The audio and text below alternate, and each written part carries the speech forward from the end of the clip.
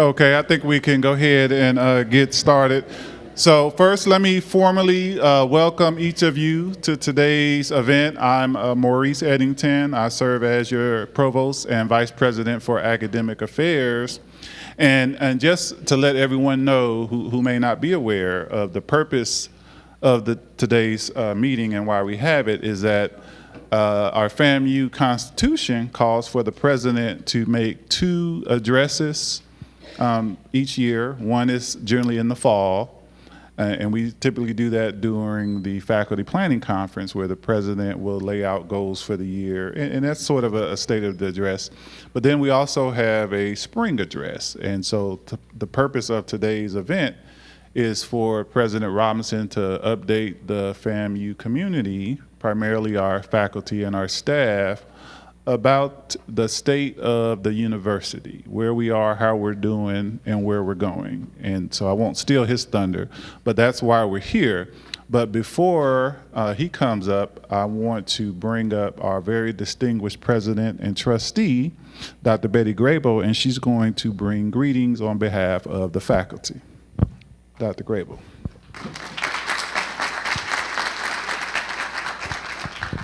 Thank you, Dr. Eddington. Good afternoon to President Larry Robinson and Provost Maurice Eddington, and to my esteemed FAMU faculty colleagues.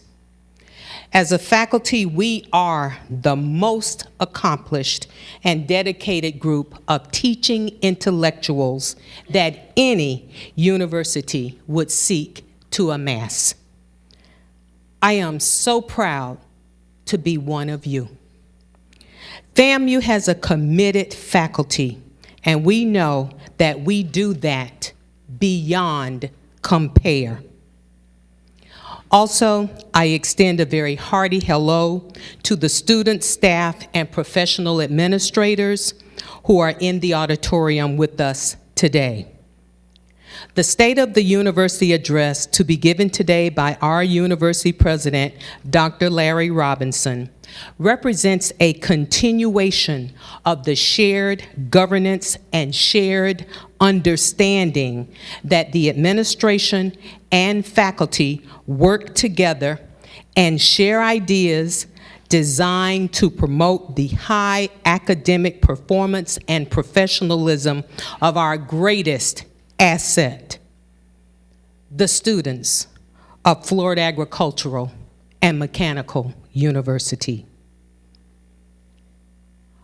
I'd also like to add, and really needless to say, but I will say it, excellence with caring is not a gimmick, nor is it just a motto.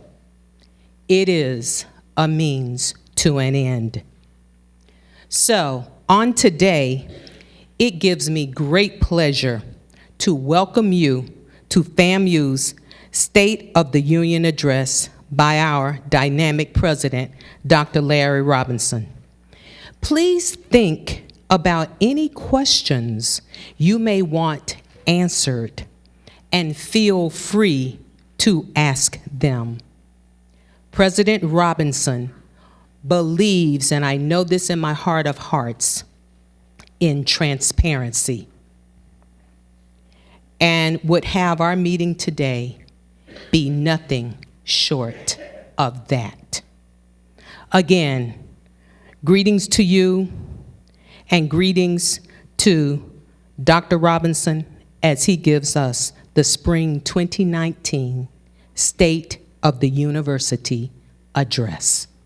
Thank you. Thank you, Dr. Grable. All right. So at this point, I will introduce the president. I think most of us in the room are familiar with him, whether that's through direct interactions over the years working with him, or indirect interactions as being a member of our community and studying him from afar. So I'm not going to read his bio to you because everybody can read, but I do want to introduce to you all the president that I see and know and observe every day. Just to give you some context for his comments and presentation, I think many of you know that Dr. Robinson is a scientist by training. He's a chemist, as I am, so I can relate to him very well. And he mentioned today in the meeting, he was making a joke about himself, saying he thinks sequentially. But I was sitting there and I was saying, no, you think like a chemist. And then we think one step at a time, right? We can't take on a bunch of things at one time, right? We can't, right? Some people can attest to that. But we also are very analytical and methodical. And as a president, he approaches his task in a very analytical and methodical manner. And so he takes on each challenge and each task and each opportunity one by one. And when he's working on a challenge, he's all in on it, right? And you can see that in some of the outcomes that the institution has experienced under his leadership.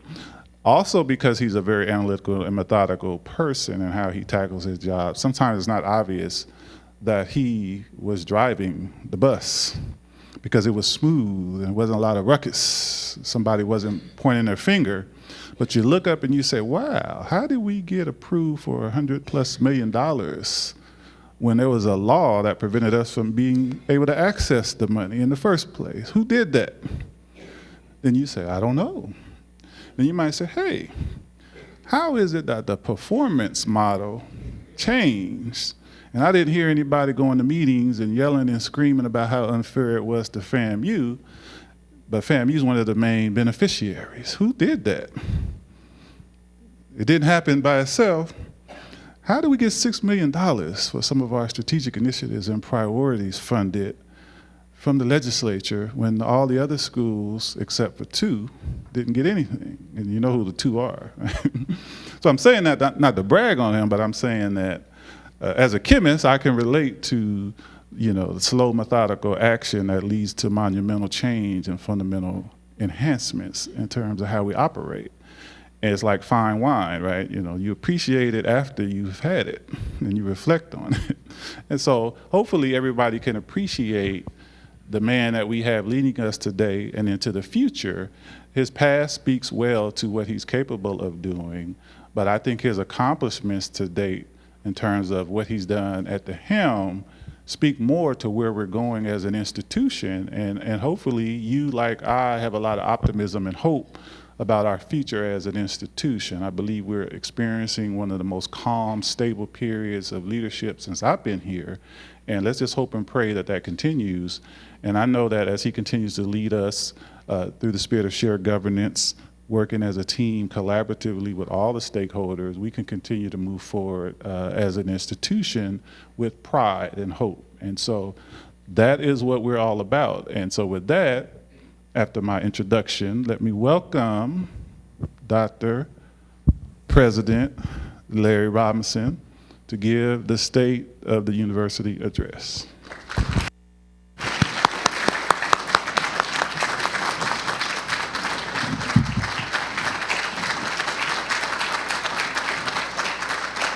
Thank you all very much. Thank you, and as we say at commencement, please be seated. But I want to begin by first thanking you, Maurice, for that very fine introduction. I hope I live up to any of that. Certainly, all of it would be a stretch. But I also want to thank Dr. Grable for her leadership, the last 2 terms as your Faculty Senate president. I just want you all to know that she served you well in every aspect, and in particular on her role on the Board of Trustees. So in the places and times you didn't see her, please know that she's been a strong advocate on the behalf of the faculty of this fine institution. So I think we ought to rise and give her a round of applause as well. Thank you, ma'am.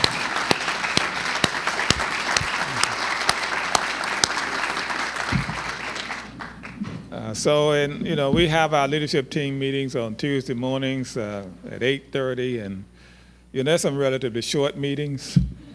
Hope there's no windows for lightning to come through.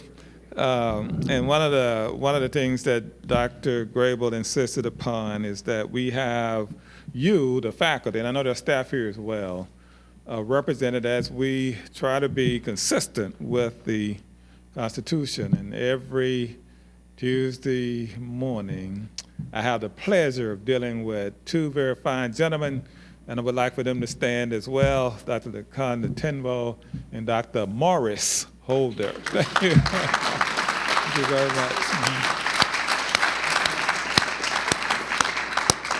And then I have, in addition to an outstanding provost, a very, very fine leadership team as well. And I'd like for all of them to stand at this moment and be recognized as well, because they have to me in ways you wouldn't even begin, okay, to understand. So if y'all would stand and be recognized as well.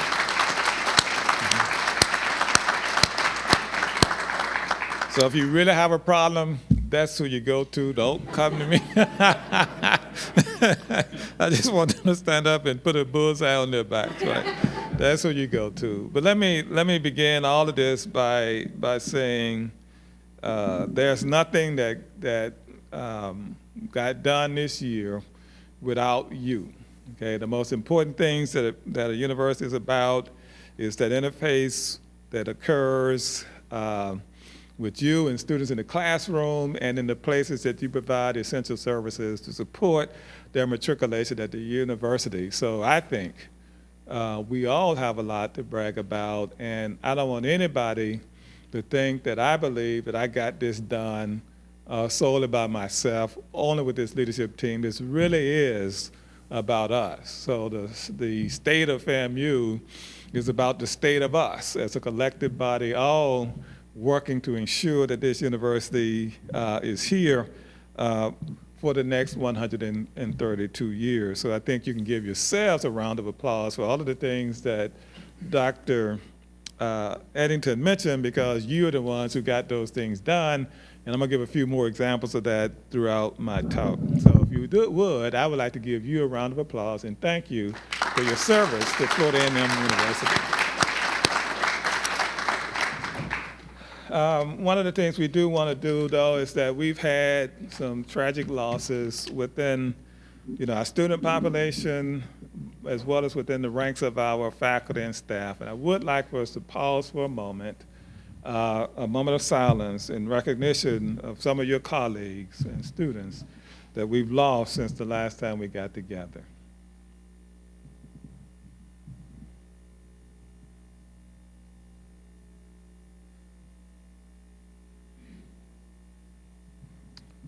Thank you. So once again, I want to sort of frame this with sort of the big picture first, because it's important to know that this university and you and us collectively, we're part of something big. We're proud of a tradition of education, instruction, and service and research. And my goal as president is to help everybody understand, the role that FAMU plays in the bigger picture of things, but make sure that we get our part of it done as well. So we all know, as we sort of coined back in 2012, that great things happen at FAMU each and every day, and those great things happen largely because of the jobs and the work that you do. Students you recognize are the heart of this institution, and you are their lifeblood. You indulge me for a minute, if you would. In some cases, you really pump information into them to prepare them for that next step, or those next steps in their journey, and I really want to thank you for that. But in a bigger picture, HBCUs are and have been and will continue to be the lifeblood for students of all types, but in particular for African Americans who are, part of the fabric of this great nation, and no matter where they come from around the world. Our doors have always been open. But so that you can understand the bigger picture, each year the nation's HBCUs generate $14.8 billion in economic impact. That's equivalent to a ranking in the top 200 on the Fortune 500 list of America's largest corporations, and we generate nearly 135,000 jobs for local and regional economies. Now that doesn't include the number of students who go out into the world of work that we produce. those are the kinds of jobs that we produce just locally based upon the things we do right here in this community and communities like this around the nation. So you're part of something much bigger, but these metrics, these statistics don't really account for all of the impact that we have as collective bodies, because you know better than anyone that without us, the transformation of the African American communities across this state and across this nation into the middle class would have had to happen a different way, in a way that I can't figure out how it would have done, or how it would have occurred. I don't know how we would have gotten there without America's historically black colleges and universities, and in fact, I don't know how we're going to sustain it without these institutions, firing on all cylinders. So the point of all of this is that you're a part of something much bigger, and I want you all to recognize that as you go through the day-to-day, right, you have a lot to be proud of. But while we're part of something much bigger, we have to understand what it is that we need to do to sustain our presence among these great institutions in this nation. And I think you, who are the individuals on the front lines every day, your dedication and hard work will continue to keep FAMU rising. Your work has allowed us to make tremendous progress in advancing our agenda and addressing the strategic priorities outlined in the strategic plan. And you see that plan in front of you. So to begin with, when I talk about where we are, in terms of the state of the university, the real question is, what do we use to measure where we are, right? And we measure where we are based upon this roadmap that we all collectively developed just a couple of years or so ago. In fact, we started, and you all participated in this process in 2015, putting together the university's strategic plan. And our Board of Trustees and the Florida Board of Governors approved this plan officially just a year or so ago. Go back, please. This plan allows us to determine, and me to determine, and you to determine, and anyone else to determine exactly where we are on our path to those goals we set out over the next 5 years. And so those goals established by the plan and the Board of Trustees are in 3 parts. Next slide, okay? These are shown on the following screens. And so I have a set of goals, and my goals aren't arbitrary. These goals are tied to strategic initiatives in both the strategic plan as well as as you can see, some of these are from the State University System's performance-based funding model, which includes a 4-year graduation rate, now once with 6 years, the annual giving, and the financial health of the institution. Okay, next slide. Then we have the State University System of Florida's performance-based metrics. And as a reminder, this is the year where the Board of Governors, as you heard from Dr. Eddington, eliminated the dreaded bottom 3. Institutions are still required, however, to have a total score of at least 51 points to receive the institutional investment. And what does that mean? So each of the universities are required to put a certain portion of their operational budget into a pool. And to get that back, just to where you started, you have to have a score in this 100-point scale model of at least 51 points. So that's what's called the institutional investment. Historically, FAMU has always been above the Board of Governors threshold to be eligible for performance-based funding. But we are excited this year to be eligible to receive funding, period, because in several of those years that this program has been in place, we haven't been able to receive funding, although, as in last year's case, we showed tremendous improvement. In fact, we had our best year ever last year, moving from 68 points the previous 2 years to 72 points last year. But because somebody else improved just a little bit better than we did, we were locked out of the funding. So we're really excited about the fact that the new model acknowledges progress, or even sometimes being able to stay where you are is quite an accomplishment, certainly for us, because the improvements that we made were done without the types of investments some of our colleagues had from the performance-based funding model. So we will soon learn where we are in terms of our current scoring. But as you can see, we've already sort of done an initial assessment of where we are right now. And so we have improved on several of the metrics, 70% of them, and 7 out of the 10, and we've had some decreases on 3 of those metrics. And so one of the things that we are in the midst of right now is a formal budget planning process. And one of the things we discussed in our leadership team this morning is that we will be specifically looking at areas in which we might need to make some additional investments to take advantage of the new funding model. Although there's no bottom 3, we want to continue to get better in all of these metrics. Metrics 3, 4, 5, 6, 7, 9, and 10, we've seen increases in 3 metrics. 1, 2, and 8, we've seen declines. Next slide. So the other tool that we use is what's called the key institutional goals. Each year, and this will be coming up very soon, we're in the process of submitting to the Board of Governors the accountability plan. And in that plan, the metrics that are important there are shown in the screen. However, there's one metric that I would like to point out to you, and that is the metric number 1. Folks, we started a long way back, right? When this discussion started back in 2014 or so, our 6-year graduation rate was about 38% or so, okay?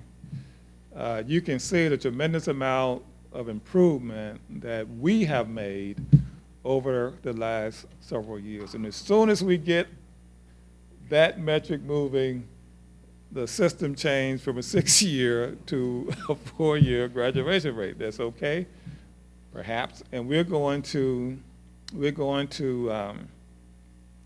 be successful in that metric as well. In fact, we've seen the preliminary data showing an increase in our 4-year graduation rate as well. So here we are over the 50% threshold. Some people thought that was a stretch goal for us just 4 years ago. We plan to get a lot better, and with your help, there's no doubt that that's going to occur. So as the numbers indicate that we're well on our way to reaching our 2022 goal for this metric, 6-year graduation rate of 60%. Next slide. And so this goes to transparency and accountability. At any time, members of the Board of Trustees can go to this website and click on this dashboard to see where we are on any of these metrics in real time. So we want the Board of Trustees and all stakeholders informed on our progress. And so we developed these dashboards and scorecards in order to facilitate that process that falls into our accountability as well as transparency efforts to make sure that people know that we really have nothing to hide, right? We might not always get where we want to go, but it's not because of lack of effort and planning. But if they want to see where we are, they can go to these sites to find that out.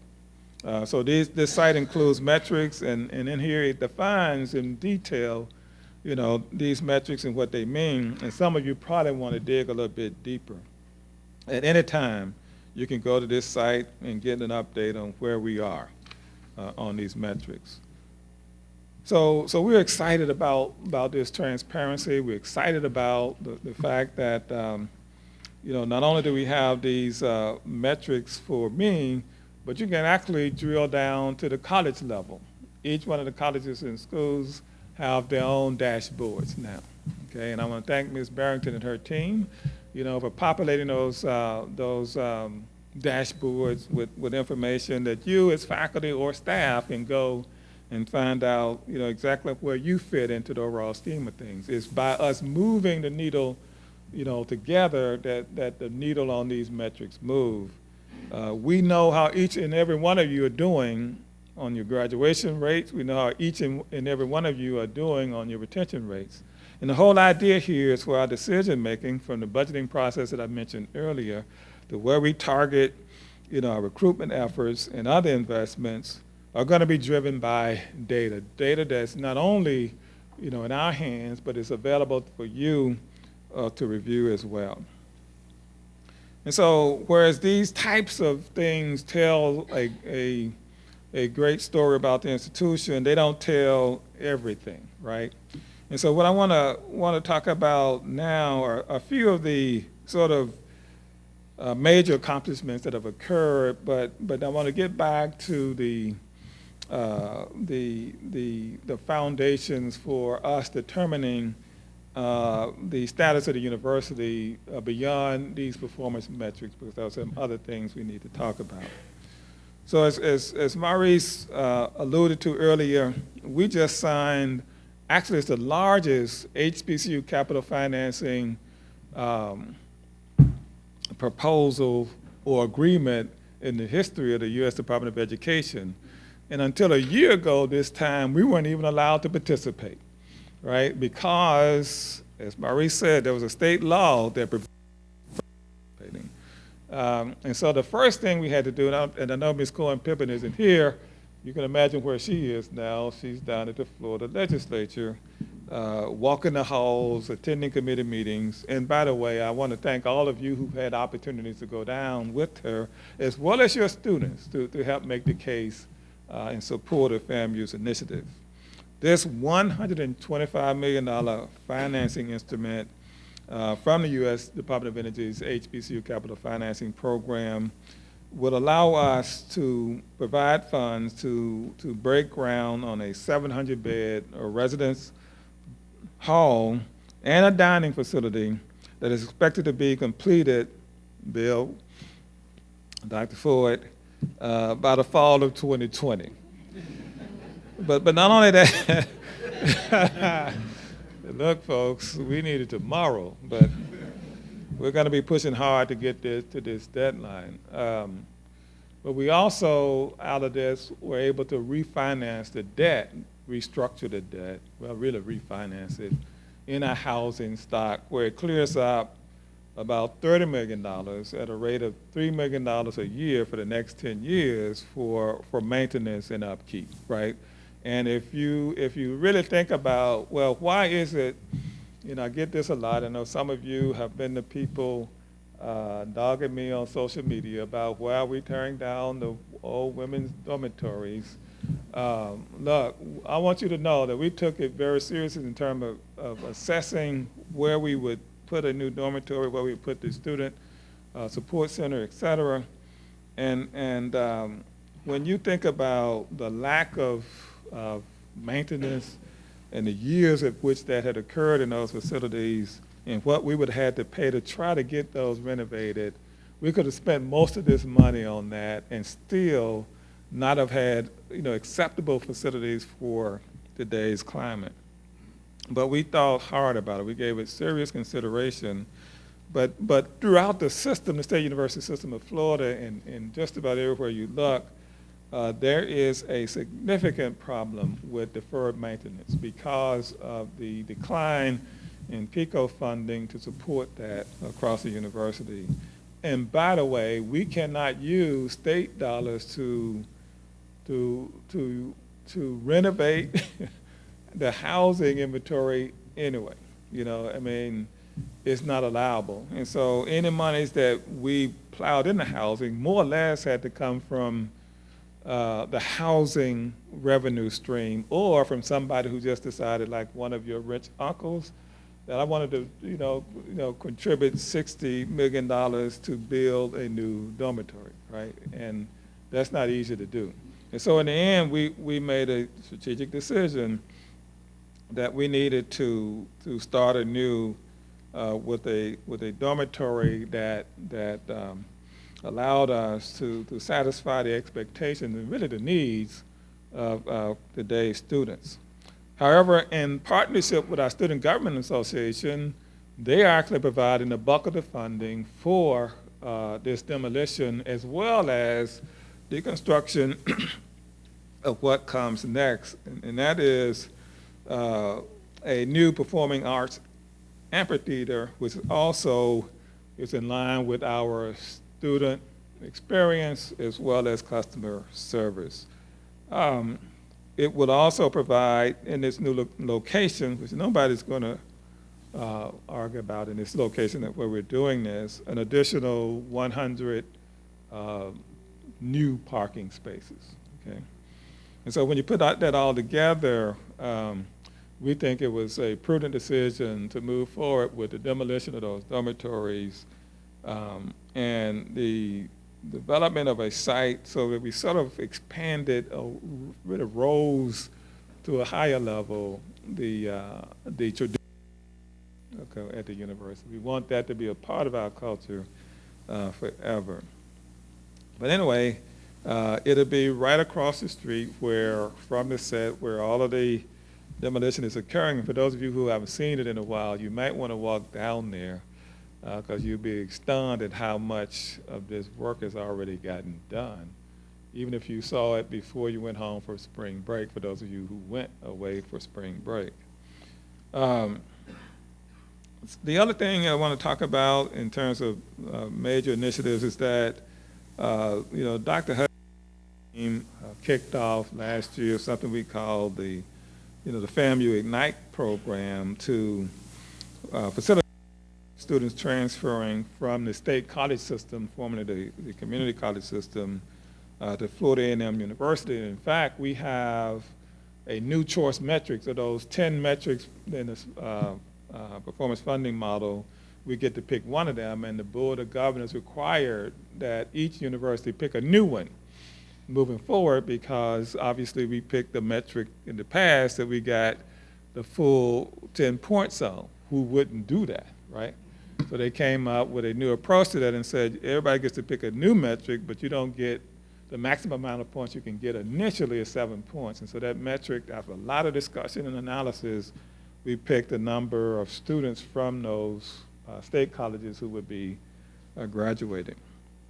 But to facilitate that, we have signed over 10 so-called 2+2 agreements with state colleges around the state of Florida. And there's a lot of excitement about that for students getting the Florida A&M through that mechanism. And so as a result of all of that, as well as some other efforts and the great work that you're doing, we've seen a steady increase in our overall student head count. But it's not just a factor of bringing in new students, it's also about more effective retention of the students who do come to the university and the services that we provide to them to make all of that happen. Last year, many of you got a chance to come to the president's, what did we call it? The workshop, right? Retreat, right? The president's retreat. And in that retreat, we launched a huge and comprehensive customer service initiative, and we're beginning to get the first round of assessments back on that, and you're going to hear a lot more about this.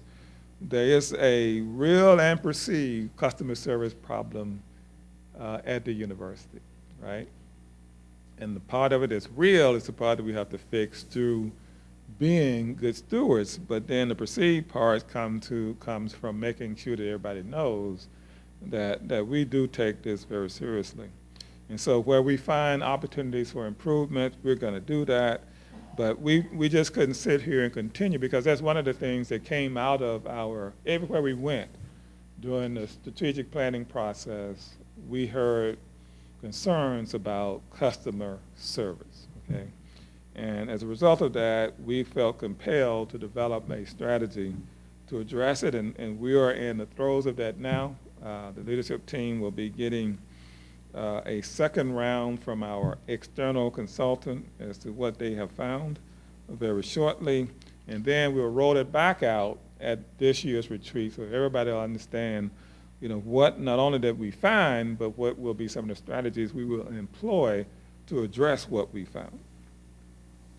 Okay, so let me go then to what I should have been talking about for the last 2 minutes, right? And by the way, this is a 15-minute presentation, so, as a scientist, you all know that, there's a connection between space and time. So I hope you give me some additional time, and I'll give you some additional space. How about that? But here are some of the pillows that I think we need to think about that aren't captured entirely in those metrics. They're there, they're implied, but they're not explicit necessarily. First of all, where are we with regards to the university's financial stability? Okay, I mean that's a good place to start, isn't it? Right, when we talk about where we are. I just want everybody to know as I talk through this, we have no money to give away, right? We don't have money sitting around waiting for people to come with their baskets and fill it up and run off with. However, I am very proud that there are some indicators that say that we are in a good position when it comes to our financial stability. For example, our ratings by Moody's, the bond rating entity, was upgraded from negative to stable, and that's significant. But as you know, Moody's is one of the leading providers of credit ratings, of research and risk analysis, so an upgrade by Moody's means something. And so the reason, as we talked to them on the telephone about why they came to that conclusions, were the following. First, they saw that we had reversed a downward trend in enrollment, and that our numbers were now approaching, in fact, in fall of 2018, at least the way they counted the numbers then, they're going to do it a different way in the future. Our enrollment was at 10,021 students. They saw that our housing capacity had increased so much that we had to bring 2 units back online to accommodate the surge in FTICs, but as well as transfers who wanted to stay on the campus. Sometimes, we were questioning whether or not that was the best thing to do, but we really needed to do it. They also noted that our financial reserves had began to increase as well, because some of you remember around 2012, 2013, or 13, 14, when the legislature took $300 million out of the system as a whole, and we had to, each institution had a proportional hit that we had to take out of our reserves, and for FAMU, that was over $20 million, okay?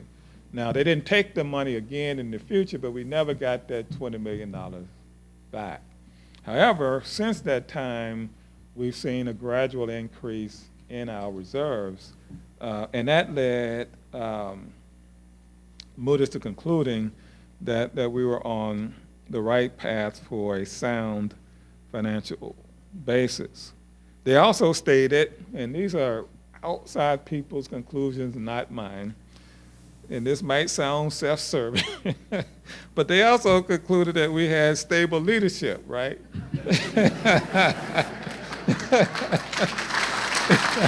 No.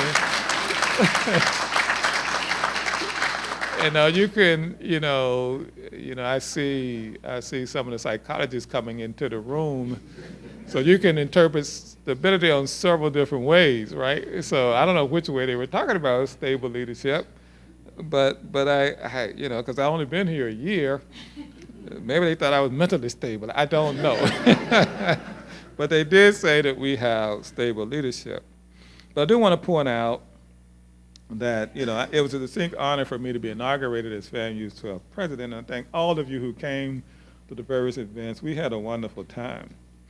But meanwhile, we're filling out the leadership team. I want to first thank Dean Rodner Wright for his service as interim provost to the university.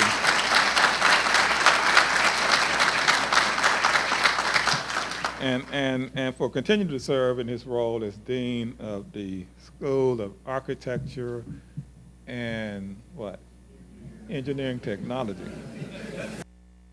So I get all these names right.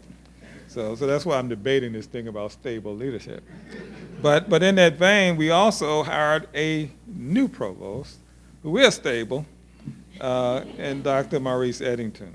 We also brought on board Ms. Beverly Barrington is the Vice President for Strategic Planning, Analysis, and something else, right?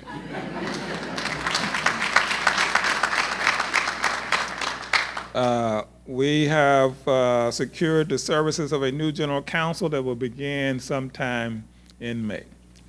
Dr. Shante Friday Stroud reluctantly but finally agreed to serve as the Vice President for Development, but she refused to give up, the Dean of the School of Business and Industry. Thank you very much for that. We have, in about a week, almost exactly, or is it the end of this week, a new Vice President for Audit, and I had to be careful about that because we have separated, as per the Board of Governors, the audit, we were audit and compliance, but per the Board of Governors, we had to separate out the audit function from the compliance function. So we have a new VP for Audit, Joe Malachewski, coming, I believe, March 29th or something like that. And then the Director of Compliance and the Ethics Officer for the university, Ms. Rika Calhoun, started in the past year or so as well. And if you hadn't heard from her, it might be a good thing, right? But anyway. And so, but in addition to that, both Rodner and Maurice have contributed to a new suite of academic leaders in the academy, including pharmacy, education will be coming soon, journalism, and we have a science and technology, Dr. Alo, and we have a national search launch for the Dean of the FAMU College of Law. Did I leave anybody out? Okay. Oh, we have just yesterday, Maurice and a superintendent for the FAMU DRS reached agreement as well. And so, we're filling out the leadership team at the executive level as well as at the college and school levels. The next pillar in terms of the state of the university that I think we need to talk about is the academic well-being of the institution, right? That's really, everything else we do really supports that. If we don't get that right, what are we raising monies for? What are we building buildings for, right? Because we have to get that right.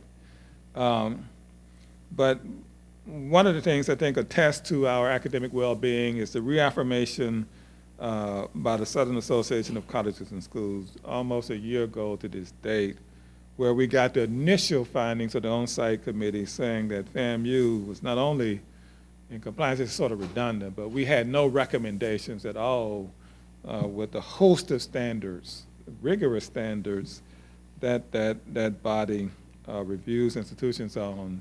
And as a person who just last week for 3 days was chairing an off-site committee, I just want y'all to know that to come out of this with no recommendations is a remarkable outcome, and I just want to thank all of you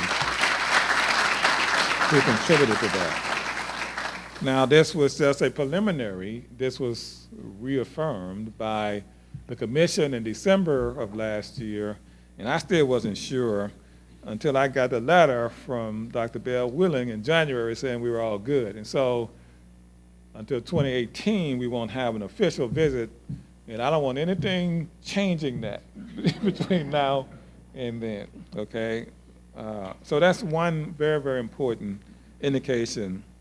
So thanks to all of you, and I know we had an all-hands-on-deck approach to that, but please remember that we are in the midst of our QEP, our Quality Enhancement Plan, right on FAMU, and they're gonna be coming back, right? And we have to show them the data that indicates we made the kind of progress we said we would in that program. That's very, very important.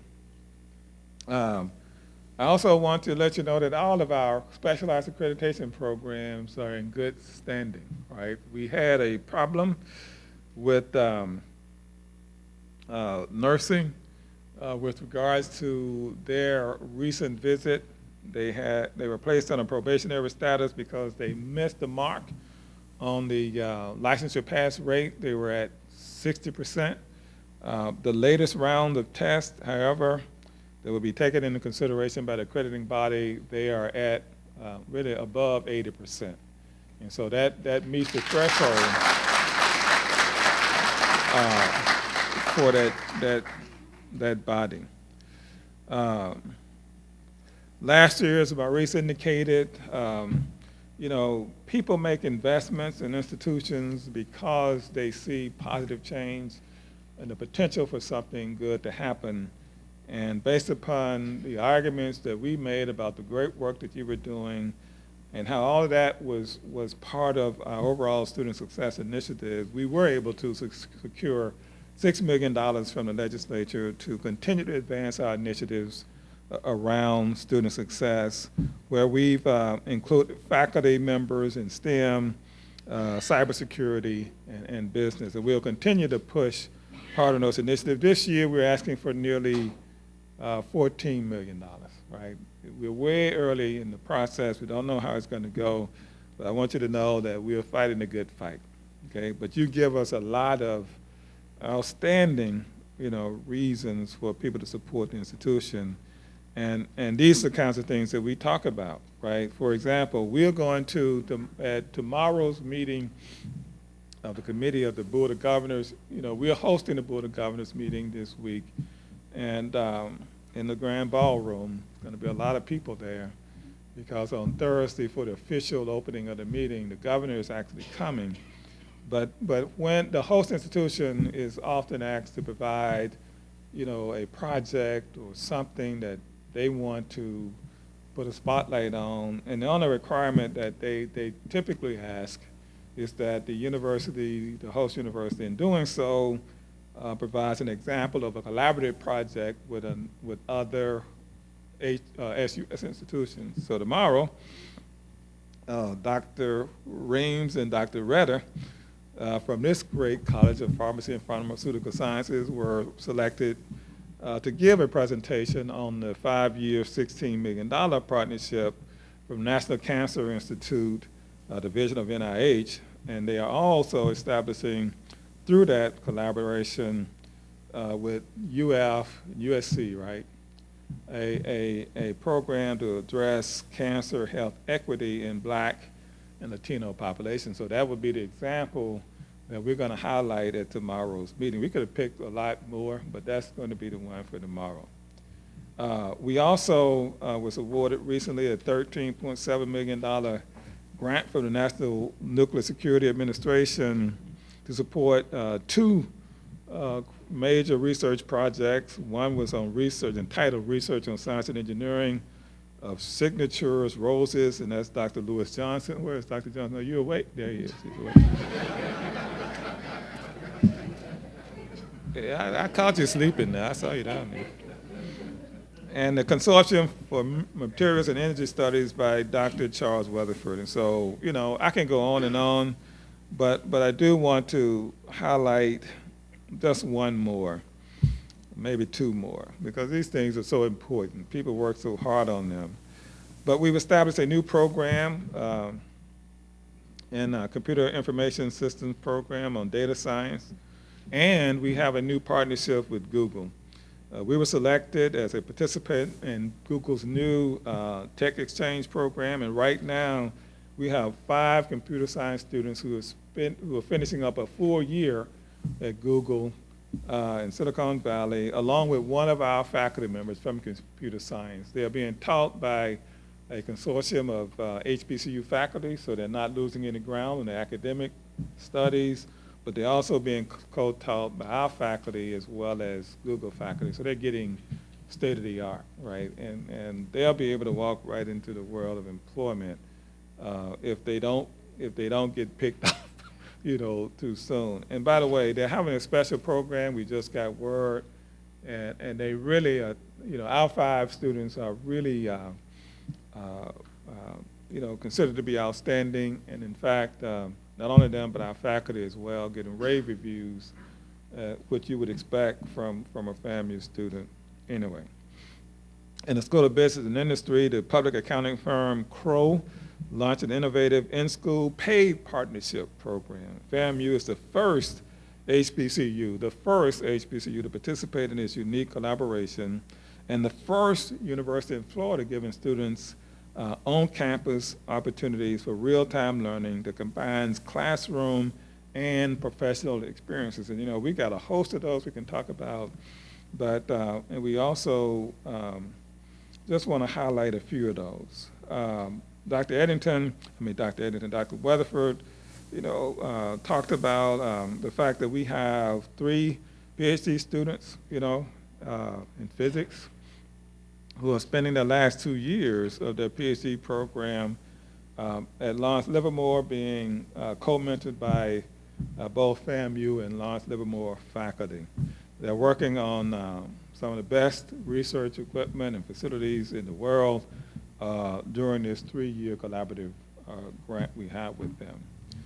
Dr. Marcia Owens, Associate Professor in Environmental Sciences, Victor, has been awarded a very important grant called FAMU Advance. It's using the concept of cultural humility to ensure the success of women faculty in STEM in particular, and in the social and behavioral sciences. These women, as a result of this grant, we will learn things that would enhance the success of women STEM faculty, not only at FAMU, but throughout the nation. And so this is really, an attestment to the solid academic foundations of the university, from the classroom to research and to service. We don't ever want to decouple those 3. Last year, and this is on the service component, you all know, well, in the last few years, we've had the STEM Day, right? It's taken off in this community in a viral and exponential manner. Dr. Eddington and others in the College of Science and Technology and other colleges have worked to put this program together, where we bring kids from around the region to get excited about careers in STEM in this university. We don't have to do these things. We don't get paid to do these things. But we, on the other hand, can't sit here and expect the students that we think need opportunities that we can provide them to just show up one day at our steps. And so I want to thank Maurice and all of you who do these service-related activities. Briefly, athletics is very, very important to us. I want to thank Dr. Eastwood and his team and the faculty athletic representative. Where are you?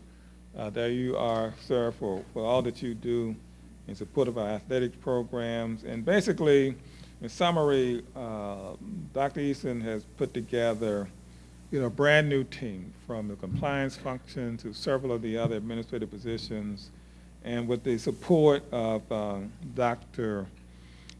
Ford, her team, the provost, Dr. Friday Stroud, they have put together, I think, okay, they have put together a fairly novel. I was wondering why people were falling asleep out there, right?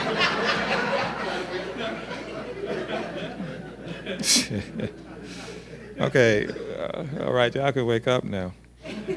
But they put together a really phenomenal program that lends to greater accountability and a greater academic success of our student athletes because, more of them are going to have to depend upon their degrees to support them than a contract in the NBA or the NFL, et cetera. And so, I just want to thank him and his team for recognizing, in spite of some things that weren't so pleasant, the things that we don't like to talk about, and some more for him taking the lead on addressing some of those issues in a way that everybody recognized that we are serious about the student-athlete concept, right? Student-athlete, and we're really, really invested in the students being successful in the classroom. And that's all I want to say about that for now. But the last thing I want to just sort of end on is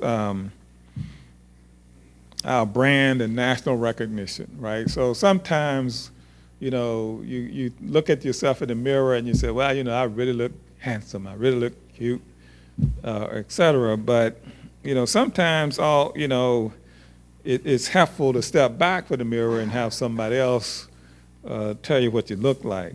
And when this young man get through here, I got this one short video I want to show you. Go ahead. I really love this thing.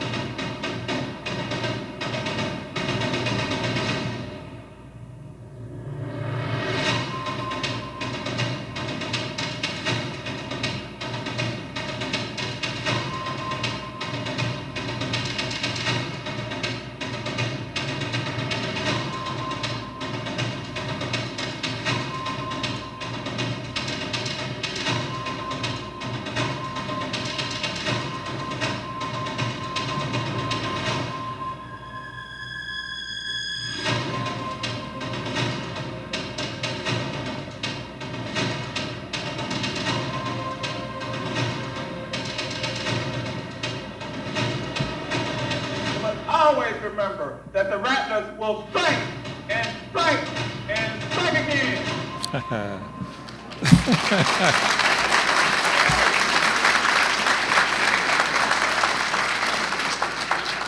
So that's, that tells a story that it would take me the rest of the day to talk about, right? In fact, some of you thinking that I'm going to do that right now, but I'm not. But I will say this about athletics and the MEAC conference that we're in.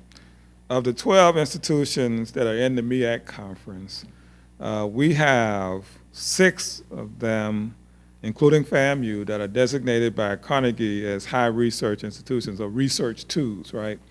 There's no other sort of mid-major conference that can boast that number. For example, in the SWAC conference, right? That's the other predominantly HBCU conference. They have 2. The conference that Hampton left the MEAC to join, the Southern Conference or Southland Conference, whatever it is, they have 1, and that's Hampton.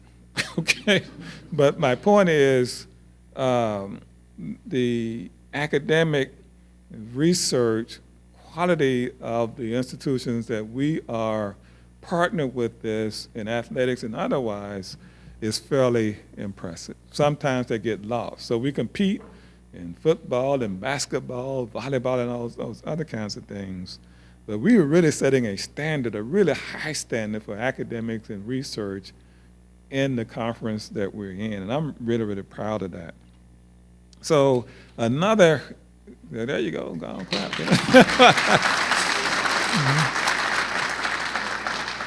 So another sort of attachment or to our national reputation, I believe, is the growing number of students who are applying to get to your classrooms, right? Right now, we have over 9,000 students who have applied to Florida A&M University. A year ago this time, it was 7,000.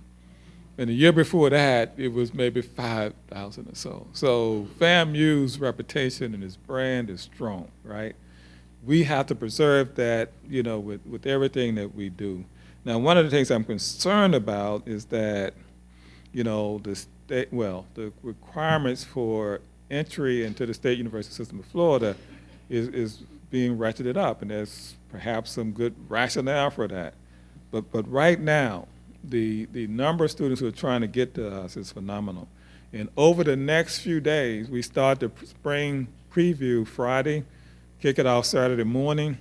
You're going to see over 3,000, you know, visitors to the campus, trying to learn more about Florida A&M University. And so when you encounter them and you see these folks, and you probably see the tours coming and going as you currently do, please stop and say hello. And if somebody looks like they're lost, you know, help them find their way. But in the process, slip in a word or two about your outstanding academic program. Don't ever miss out on that opportunity.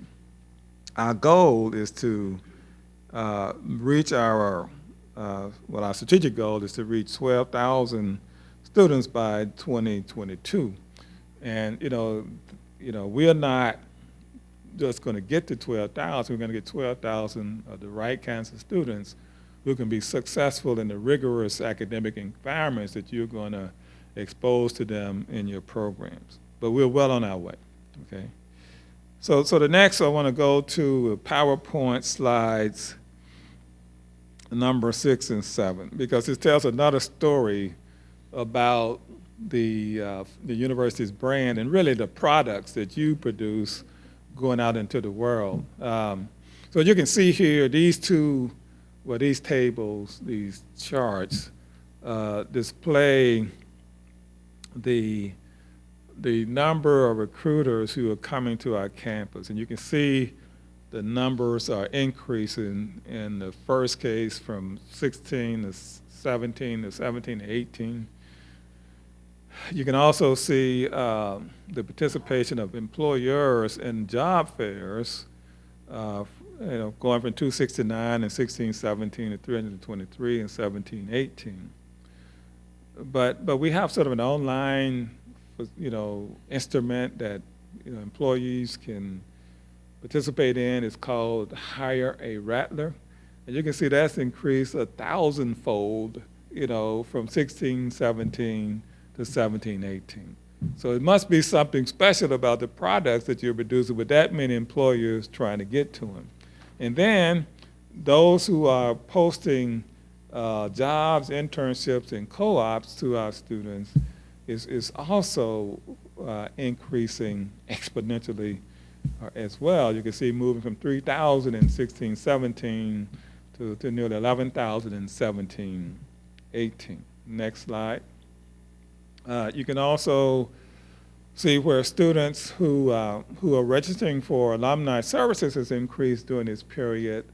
But one of the things I'm concerned about here, if you go to the box, the diagram in the far right-hand corner, you can see that the number of students who are actually attending job fairs is fairly flat. So we got to figure out which one of you are refusing to let the kids out of class and go to the job fair, right? Who is it? Raise your hand so we can. Somebody in here, Dr. Oriaku, is probably you. That's not you. But who is it? But no. But I really think it's a cultural thing. It's sort of an embedded cultural thing. Some colleges and schools, and I don't need to call the names because you know it. They make this part. It's part of the DNA for the students not only to go to these, but they prepare the students for these, right? And I'm gonna tell you, when we started the strategic plan in 2015, we were told by some of the recruiters at that time, they could determine between a student from this school versus that school, right? the way they presented themselves, the way they dressed, and the level of preparation. That needs to be gone. We don't need them to be able to figure out just from a mile away what a student is in any program, based upon how they are dressed, how they present themselves, and their overall preparation. So we do have sort of a strategic initiative to ensure that there's some level of development component across all of our programs. It's different from one to the next. There's no one-size-fits-all program approach to this, but each and every one of you needs to know that it does make a difference, right? Some students are bright, but they come to these events not properly prepared, and there's so many students in line that they don't have to even give them a second thought, right? So just do all that you can, from the deans to the chairs to the faculty themselves, help them get ready for these events, because you can tell them about some things, because you know these companies, some of you work for them, some of you know people who are alumni and so forth who work for them. Help these young people get ready, because one of our metrics, well, two of them, is the percentage of students who are employed after 1 year, and then the percentage of those who are gainfully employed. And we're going the wrong way there on the percentage who are employed. And the reason is, we speculate, is that I don't think enough of them are they have the content. And that's what the survey we did in 2015 told us, that your students know chemistry, they know business, and they know this or that. But some of the soft skills, when they get to interviews and so forth, they're not convincing those entities, those employers, that they have, team building skills, communication skills, written and oral, and so forth. That's why we arrived at writing across the curriculum as the focus of our QEP, okay? All right? And so the last thing I want to lead you with is that there are some other major initiatives that are taking place, right? You probably have heard, and I want to emphasize the first part of this, medical marijuana education and research initiative, right?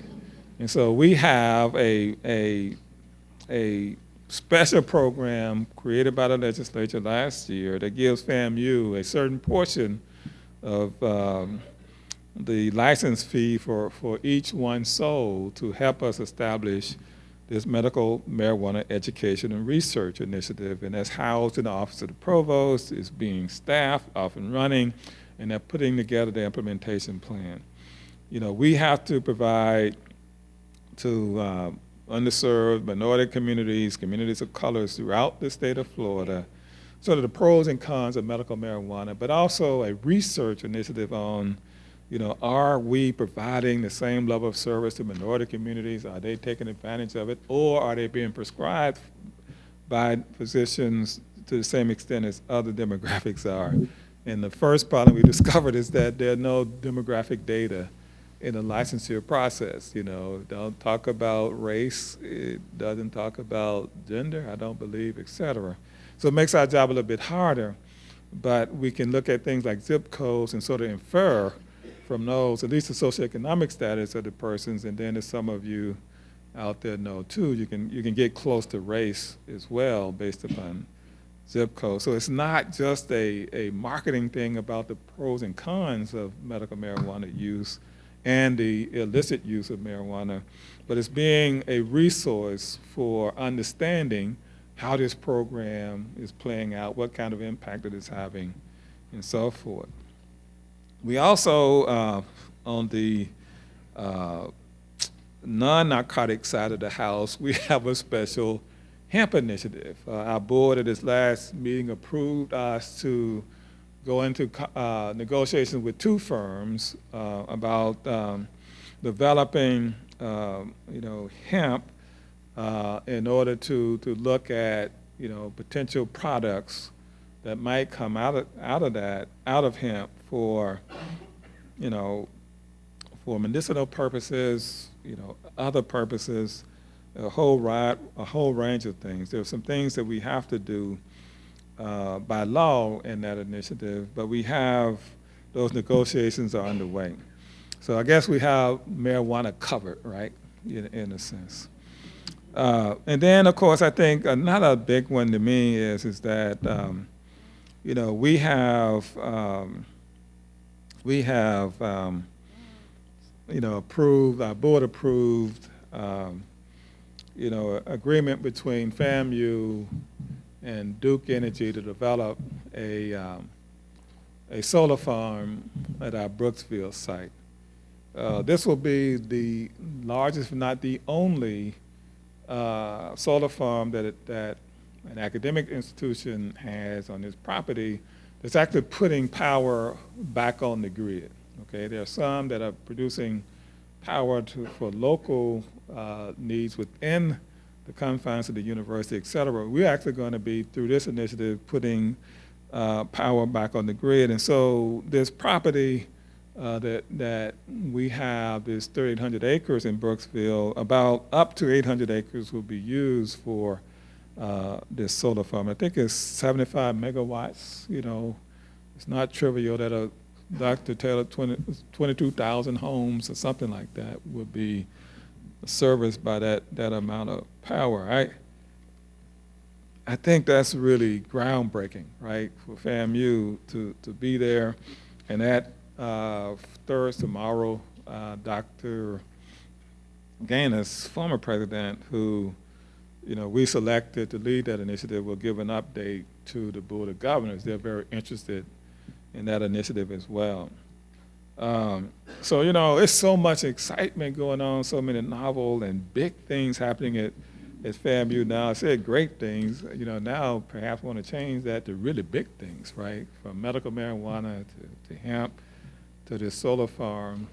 And then I know you have your ideas, and we want to hear from you about that as well. But before I end, I do want you to realize that, going back to that first slide, all of those initiatives up there are important, but you don't need to think about them in the way that I think sequentially. You need to really think about the fact that all of those initiatives support that exceptional student experience. That's what we're here to do, right? We have to do that better than anybody else. That's what we want to be noted for when all of the dust settles, right? Now, that exceptional student experience involves all of those, from study abroad to research to actually their civic engagement. All of those are part of an exceptional student experience. We have a rich history of students who don't wait for us to address issues that are affecting their communities or communities at large, and we empower them to do that. We expect them to do that as well. But in the end, we are responsible for ensuring that these young people leave us equipped and willing to change the world in ways that perhaps we had never imagined. And so I want to thank you for all being on this team, right? Because these young people are going to remember you, right? Because this is where they develop and grow. And for all of you who have, and you've all served as a student somewhere, you know how important this window of time is in that overall experience. Whether it's 4 years, 5 years, 6 years, or a little bit more, this time that they spend on this campus is very, very important to their overall fulfillment of their dreams and the dreams of their families and communities that sent them here. And I just want to thank you for your service in making all of that happen. So thank you very much. That concludes my 15-minute